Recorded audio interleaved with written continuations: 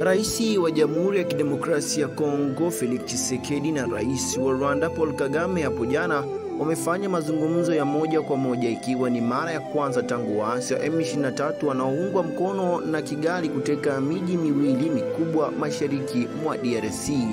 Hata hivyo, katika taarifa ya moja kwa moja iliyotolewa nchini Qatar, ambayo ilikuwa impatanishi katika mazungumzo hayo ambayo yalifanyika mjini Doha, viongozi hao wamekubaliana kimsingi kusitishwa mara moja kwa mapigano mashariki mwa DRC.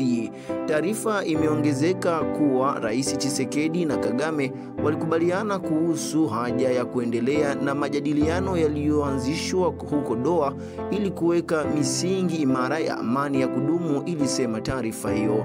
DRC imekuwa ikishutumu Rwanda moja kwa moja kwa kutuhuma silaha na wanajeshi kusaidia waasi wa M23, jambo ambalo Rwanda imeendelea kulikanusha.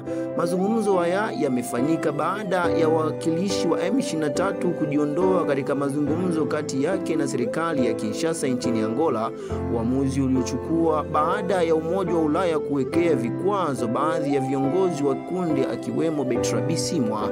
Mzozo mashariki mwa DRC uliongezeka mwezi Januari wakati waasi walipomsonga mbele na kuteka mji wa kimkakati wa Goma, ukifuatiwa na mji wa Bukavu mwezi Februari.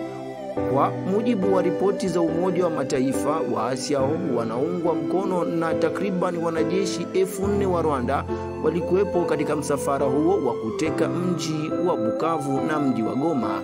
Natumai kabisa wewe ambao unaendelea kufuata makala haya utaweza kupata majibu kipi kinachoendelea hasa katika mazungumzo yanayofanyika kati ya marais hao wawili, ikiwa ni rais wa Jamhuri ya Kidemokrasia ya Kongo Felix Tshisekedi na yule wa Rwanda. Tutumia maoni yako, tuambie kipi kitakachojiri. Je, mazungumzo haya yataleta tija au yataleta jawabu kutokana na machafuko yanaendelea katika nchi wa Jamhuri ya Kidemokrasia ya Kongo?